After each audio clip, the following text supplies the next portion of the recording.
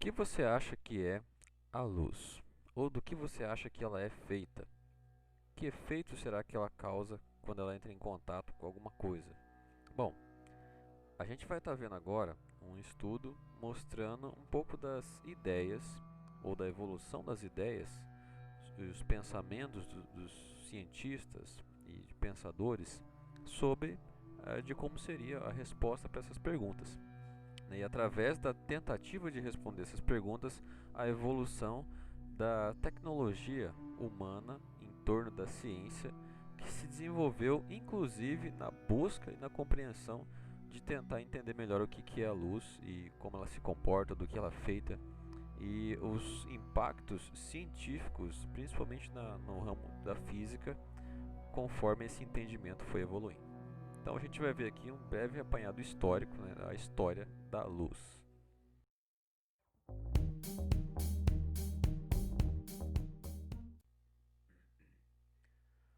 Bom, para começar, eu vou dividir o nosso estudo em alguns momentos históricos, só para a gente entender como é que vai ser. Então, olha só, a física normalmente é dividida em dois momentos, chamados de física clássica e física moderna. Né? Então, na física clássica, nós temos aqui o que a gente chama de modelo corpuscular e modelo ondulatório para a luz. Né? Então, a física clássica, ela tem, obviamente, aqui tem vários conceitos físicos, como termodinâmica, mecânica, que foram desenvolvidos dentro da física clássica. Então, a gente está abordando aqui o entendimento da física clássica sobre a luz. Então, eu vou dividir aqui então nosso estudo em física clássica, entendendo a luz como uma coisa corpuscular, uma partícula, e depois o modelo ondulatório. E depois a gente vai ver então a mudança, né, desse pensamento que causou aí o surgimento da chamada física moderna através do modelo onda-partícula.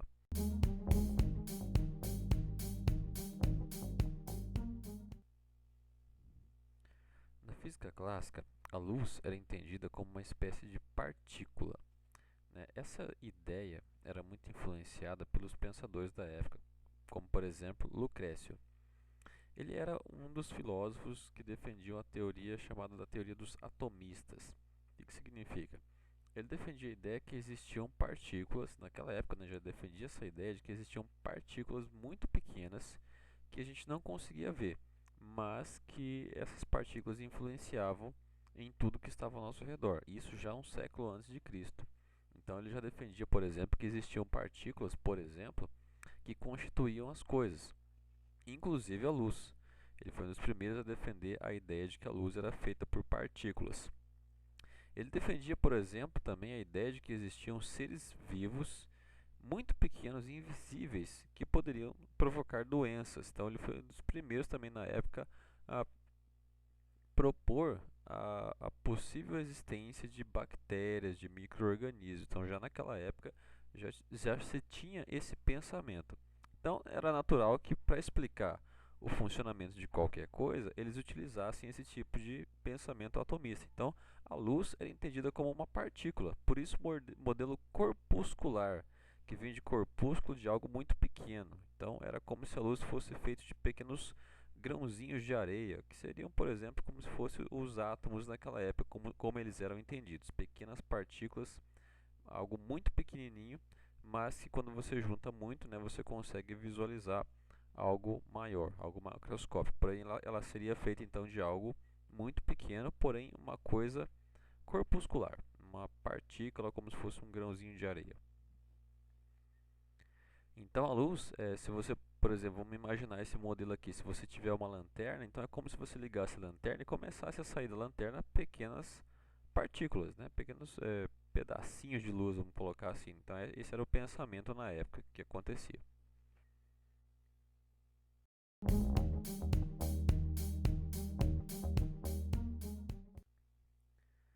Ainda no modelo corpuscular, ele teve um grande avanço nessas ideias de modelo corpuscular com um físico muito famoso que foi Isaac Newton. Isaac Newton ele fez diversos trabalhos na área da física, no campo da gravidade, da mecânica e no campo das partículas de luz e partículas de cores também foi uma das obras dele, né, que ele conseguiu aí, vamos colocar assim, fazer até experimentos para tentar mostrar como que funcionavam essas ideias dele. Então, olha só, para Isaac Newton, a luz não só era feita de partículas, né, mas eram partículas e cada uma dessas partículas tinha a sua cor específica.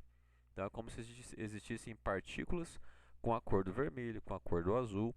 E essas partículas, quando elas eram emitidas de maneira misturada, ou quando o nosso olho captava ela de maneira misturada, a gente tinha a percepção, então, da mistura delas, ou seja, do efeito da mistura delas.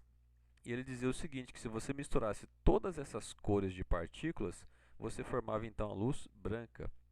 E ele mostrou esse experimento, ele fez o experimento do prisma, né? A gente até fez alguns experimentos nas aulas passadas, onde você passa a luz por um prisma, por um meio material, no caso transparente, e conforme o formato desse material, ele consegue desviar cada um dos feixes de luz, fazendo com que as cores, né, do arco-íris apareçam. Então, para Newton, qual que era a explicação disso daqui? Que a luz branca ela é formada pela mistura de partículas de todas as cores. Então, quando você faz a luz branca passar no prisma, cada uma dessas partículas vai desviar de maneira diferente. Então, você vai conseguir ver em separado uma luz somente com as partículas do vermelho, outra somente com as partículas do laranja, e assim vai, né? Ele vai abrir, como se fosse abrir essa luz branca e decompor ela nas várias cores, né? Então esse experimento é bem legal de fazer e ele mostra então essa ideia de Isaac Newton que a luz é feita de partículas de cores e que se essas partículas forem misturadas você forma então a luz branca. E esse modelo, né, ou essa ideia, é utilizada, na verdade, até hoje, quando se trata de mistura de cores, para a construção de alguns equipamentos.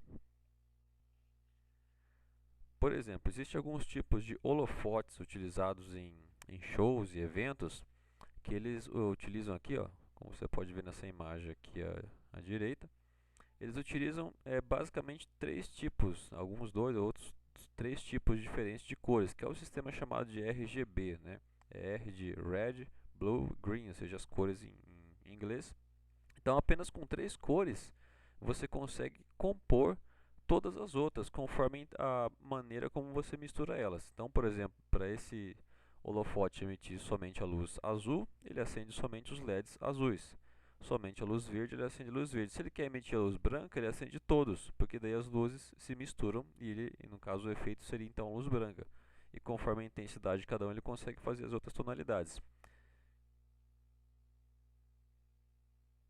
Esse mesmo efeito é utilizado, por exemplo, na tela de computador, nos projetores, data shows, televisão, quase tudo que a gente utiliza aí que projeta imagem, até no seu celular, a gente não consegue perceber porque normalmente é muito pequenininha, mas se você já alguma vez já viu uma gotinha de água cair na sua tela e você observar bem, você vai ver que ela é feita de vários pontinhos, vários quadradinhos e eles são na verdade uma mistura das mesmas cores, né? Só que a intensidade com que cada um emite essas mesmas cores, que normalmente são aqui ó, o azul, o verde e o vermelho, conforme a mistura delas, eles emitem uma tonalidade de cor diferente. E para emitir o branco, eles acendem então todas as luzes, né? Então, conforme você quer a cor, eles acendem de maneira diferente.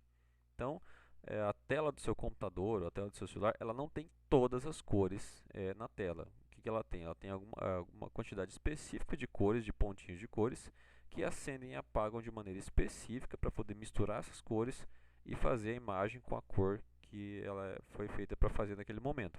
Então, por exemplo, para emitir a luz branca na tela, ela tem que acender todas as luzes. Para emitir uma luz de outra cor, ela vai apagando e acendendo conforme a necessidade. Então, essa é a ideia da mistura de cores através das partículas de cores.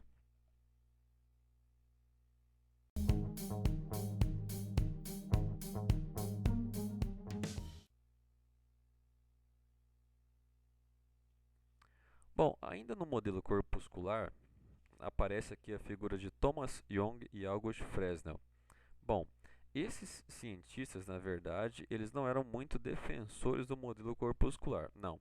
Eles estavam preocupados com um problema que esse modelo tinha. Então, na época, eles já, na verdade, criticavam um pouco esse modelo. Por quê?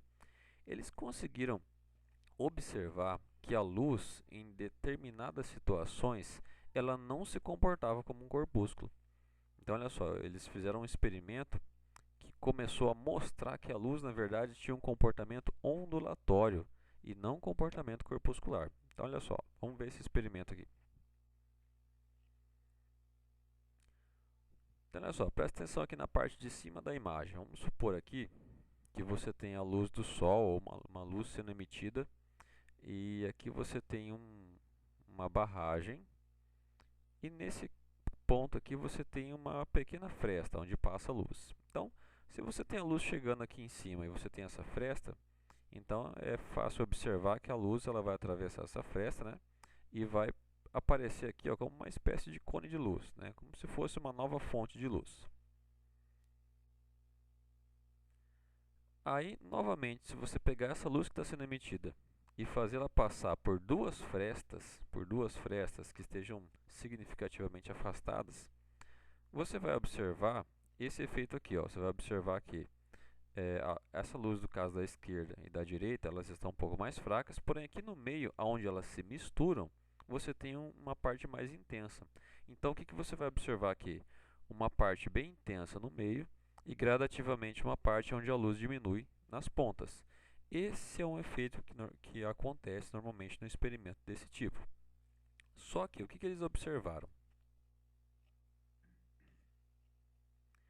Quando você faz esse mesmo experimento, você joga a luz, coloca as duas fendas, mas você começa a colocar essas fendas muito próximas uma da outra, próximas, por exemplo, do tamanho do comprimento de onda dessa onda que está sendo emitida aqui, bem pertinho uma da outra, acontece um negócio muito interessante. Olha só, se você colocar as fendas bem próximas uma das outras, vai acontecer essa figura aqui, ó. Ao invés de ficar só claro no meio e escurecendo gradativamente, você vai ter essa figura aqui, ó, com pontos de escuro e pontos claros, pontos de escuro e pontos claros. Essa figura acontece por conta do fenômeno da interferência, que nós já vimos, né? O fenômeno da interferência é quando uma onda, ela, dependendo da maneira como ela está posicionada em relação a outra, com a mesma frequência, com ajuste lá de oscilação, você tem as partes onde elas se somam e aumentam a amplitude, e as partes onde elas não se somam e elas desaparecem o efeito. Então é o que está acontecendo aqui, ó. Você tem regiões de escuro e claro, escuro e claro. Então isso aqui só acontece nessa situação de interferência, ou seja, só acontece quando esse fenômeno é uma onda. Isso aqui não acontece quando isso aqui é uma partícula. Quando é uma partícula, o efeito esperado é esse aqui, ó, do cone de luz. Então, esse fenômeno da interferência só acontece com onda. E é aí que foi a grande sacada desses cientistas que viram que tinha algum problema no modelo corpuscular. Por quê? Porque esse fenômeno de interferência, ele acontece também com a luz. Então, daí eles começaram a observar que a luz, na verdade, ela tinha um comportamento ondulatório e não de partícula, por conta desse experimento que mostrava que quando a luz era passada por uma fenda muito pequenininha, você não tinha essa figura, nessa figura aqui como se fosse de partícula, e sim uma figura de interferência, como se fosse de uma onda. Bom, esse modelo realmente ele foi para frente e mostrando aí que a luz, na verdade, ela tem esse comportamento sim ondulatório. Esse experimento da dupla fenda, ele é bem bacana de fazer. Você não precisa fazer dois furinhos não. Você pode pegar um laser, aqueles laser pointer que eles colocam em quadro, e fazer ele passar na frente, fazer ele mirar para a parede e colocar no meio do caminho um fio de cabelo. Se você fizer isso, você vai ter uma figurinha bem parecida com essa aqui, ó, que é a chamada figura de interferência. Então, bem parecido com o experimento que a gente viu ali, ó. Se você observar o resultado aqui, ó, você tem pontos de máximo e pontos de mínimo, ou seja, pontos claros, pontos escuros, pontos claros e pontos escuros. Essa figurinha que vai aparecer se você fizer esse laser passar num fio de cabelo, que é o mesmo efeito que tem na luz passando então numa fenda muito fininha. Provavelmente, se você fizer isso com uma lanterna ou a luz comum, você não vai obter o mesmo efeito, porque essa luz ela se esparrama para todas as direções, fica difícil de você observar esse efeito. Com o laser, o efeito fica bem legal. É o mesmo fenômeno esse daqui, só que feito com interferômetro, né, em um laboratório profissional. Então, agora a luz ela é entendida como uma onda. Então, agora é como se a gente acendesse a lanterna, ao invés de sair partículas, sai uma onda. E essa onda ela tem algumas características que a gente vai ver a seguir.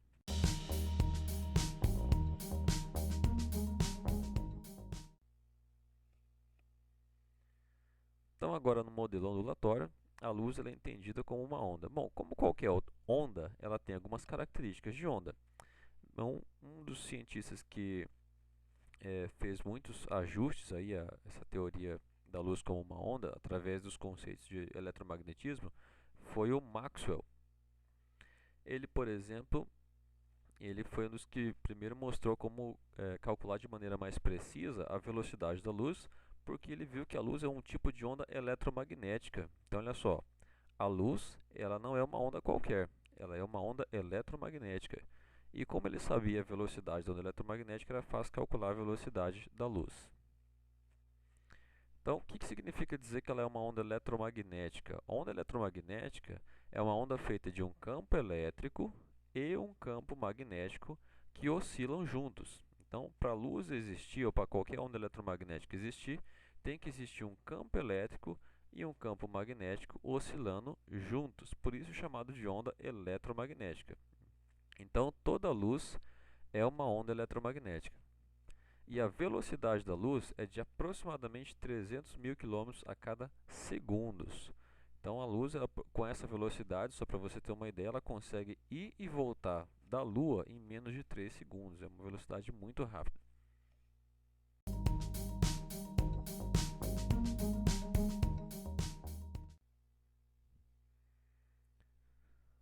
Bom, agora vamos pensar um pouquinho. Se a luz é uma onda eletromagnética, qual que é a diferença então entre a luz que eu consigo ver e aquela onda eletromagnética que faz os aparelhos de rádio e o Wi-Fi funcionarem, por exemplo? Qual que é a diferença, já que elas são a mesma coisa, a luz e a onda eletromagnética são a mesma coisa? Bom, a diferença está justamente na frequência dessa onda. Conforme a frequência dessa onda, aparelhos ou coisas diferentes vão conseguir captar ou não essas ondas. E para isso existe um diagrama que a gente chama de espectro eletromagnético. Então, o espectro eletromagnético é um diagrama que mostra as faixas de frequência da onda eletromagnética, conforme a sua utilidade. Então, por exemplo, se você observar aqui, ó, ele mostra desde os comprimentos maiores de onda eletromagnética até os comprimentos menores, onde você tem uma frequência maior. Então, nessa região aqui, por exemplo, você tem as as frequências de ondas que estão, por exemplo, nas linhas de transmissão de energia. Você tem aqui as frequências emitidas por equipamentos eletrônicos. Aí você já aumentando aqui, ó, a frequência, né, você já tem as ondas eletromagnéticas emitidas por aparelhos de rádio, celular, e daí vai aumentando cada vez mais a frequência e diminuindo o comprimento de onda. Quanto maior essa frequência, mais energético é a onda eletromagnética. Bom, mas provavelmente você nunca viu um fio de alta tensão brilhando simplesmente por ele estar passando energia elétrica, ou, por exemplo, o seu equipamento elétrico brilhando, por exemplo, a antena do seu Wi-Fi brilhando porque está emitindo onda eletromagnética. Por que isso não acontece? É o seguinte, o nosso olho ele só consegue captar essa faixa aqui, ó, essa que está em amarelinho. Só essa faixa de frequência que é chamada de luz visível, ou seja, é a faixa de frequência de ondas eletromagnéticas que o nosso olho consegue captar. Então, dentro aqui dessa faixa de frequência que vai de 10 a 14, aproximadamente 10 a 14 a 10 a 16 Hz, aliás, gigahertz, aqui vai quilo, mega, giga, assim vai elevando, né? Então, 10 a 14, 10 a 16 Hz. Então, nessa faixa de frequência que estão todas as frequências de cores que o nosso olho consegue enxergar. Então, cada cor que o nosso olho enxerga é uma frequência de onda eletromagnética diferente. E existe, obviamente, as limitações. Então, ele tem um limite mínimo e um limite máximo de cor, de frequência de cor que o olho consegue captar. Que limites são esses? Olha só, a cor de menor frequência que o nosso olho consegue captar é a cor vermelha. Então, ele é como se fosse assim a frequência mais baixa que o seu rádio consegue sintonizar, é mais ou menos isso. Então, a cor vermelha, ela é a cor de frequência mais baixa que o nosso olho consegue captar e com um comprimento de onda maior. Já a cor violeta é a última cor com maior frequência que o nosso olho consegue captar. Perceba que aqui são os dois extremos. O vermelho é a cor de menor frequência e o violeta é a cor de maior frequência. Fora dessa faixa, o nosso olho não enxerga, ele não capta essas coisas, é como se você estivesse num ambiente escuro. Então, a gente só consegue enxergar do vermelho ao violeta dentro dessas variações aí de frequência eletromagnética. Qualquer cor que esteja fora dessa frequência, nosso olho não capta, então não é uma luz visível. Então essa é a diferença, que a cada onda eletromagnética tem uma frequência, e se você tiver uma onda eletromagnética que estiver dentro dessa frequência que a gente chama de luz visível, então você vai ver essa onda eletromagnética como sendo luz, e conforme a frequência ou a mistura delas, você vai ver aí as cores conforme a sua mistura, conforme a frequência delas. Umas definições importantes aqui. Toda frequência que ela está acima dessa cor violeta, que é a cor de frequência mais alta, a gente chama então de ultravioleta. Por isso o nome ultravioleta, aquilo que está, frequências que estão acima da cor violeta, que é a cor que é o limite que a gente consegue enxergar. Então, a radiação ultravioleta, o nosso olho não enxerga. Por quê? Porque ele está acima daquilo que a gente consegue enxergar. E todas essas frequências aqui do espectro, né, acima do ultravioleta, subindo aqui, ó, pode ver que a frequência vai aumentando. Essas frequências do ultravioleta para frente, elas vão aumentando cada vez mais de energia. São chamadas de radiações de alta energia. Por quê? Conforme você aumenta a frequência, essa onda ela se torna mais energética, então, vamos dizer assim, ela fica mais perigosa. Então, radiação ultravioleta, raio-x e raios gama são radiações extremamente energéticas. Por exemplo, raio-x. Ele é uma radiação extremamente energética, aquele raio-x que você tira lá no exame médico. Ele é usado somente em situações especiais, situações onde realmente o médico não tem outra opção, ele precisa ter aquele exame para fazer algum tipo de diagnóstico. Por quê?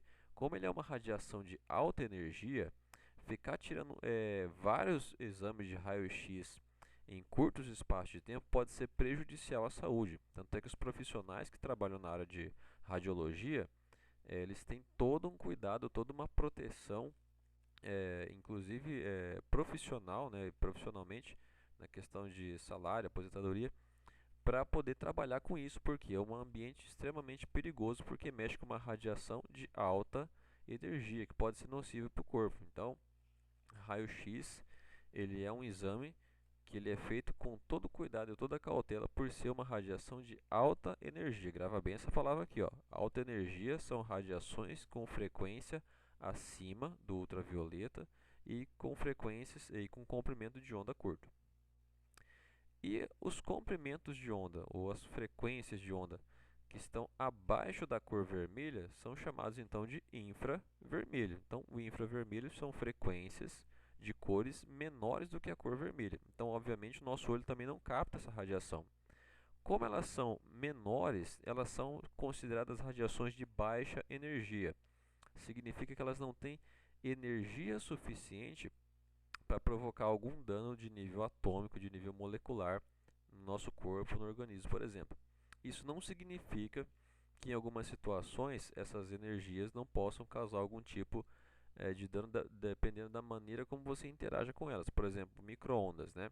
Apesar de não ter essa radiação para provocar alterações atômicas, mas ela aquece as moléculas de água. E o nosso corpo, por ser feito em grande parte de água, ele recebe essa radiação e isso pode ser muito perigoso. Mas a maior parte dessas radiações estão daqui para cá, elas são consideradas radiações de baixa energia. Por isso você tem, por exemplo, nos controles remotos de TV, eles funcionando com radiações infravermelha e não ultravioleta. Por quê? Para produzir ultravioleta precisa de muito mais energia. E outra coisa, como o ultravioleta ele é mais nocivo, então você não colocaria um tipo de radiação dessa para ficar apontando o tempo todo para um local onde pode estar mirando para o seu olho, para o seu corpo, pode ser perigoso. Então, só recordando aqui então os conceitos, a radiação infravermelha é aquela com frequências menores do que a cor vermelha, que o nosso olho consegue enxergar. E a radiação ultravioleta é aquela com frequências maiores do que a cor violeta, que o nosso olho, né, ele só enxerga até o violeta. Então, o ultravioleta a gente não enxerga, e infravermelho a gente também não enxerga. Então, tudo que está fora desse quadradinho aqui do visível são ondas eletromagnéticas que o nosso olho não capta. Só para lembrar então, vamos lá recordando, frequência de cor que o olho humano capta, né? A maior frequência de cor é a da cor violeta, a menor frequência é a da cor vermelha. O que é a ultravioleta? São frequências acima da cor violeta, ou seja, frequências mais altas do que a frequência da cor violeta, e ele não é uma coisa visível a olho nu. E o infravermelho são frequências abaixo da cor vermelha. Ela também não é uma radiação visível.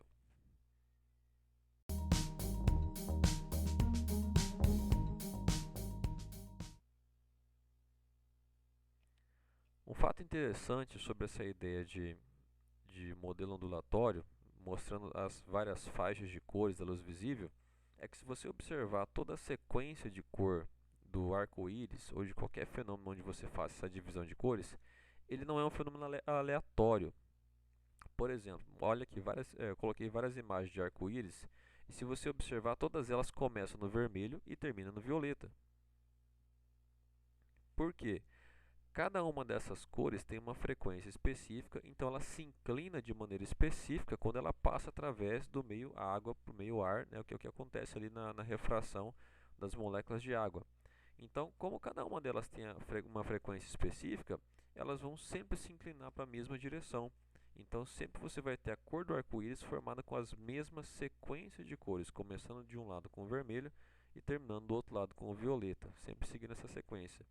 E o legal é que isso não acontece só no arco-íris, né? Quando o Sol está se pondo, dependendo de como é que está a atmosfera, acontece também essa divisão de cores, né, no céu, tendendo aqui para um céu mais avermelhado, próximo onde está o Sol, e mais azulado, tendendo a um azul próximo aí ao violeta, na parte de cima. Então você perceba que a mesma sequência que começa numa cor avermelhada e vai próxima a um violeta é a mesma coisa que acontece no arco-íris. Então isso porque cada um tem a sua frequência específica e inclina de maneira específica quando acontece a refração.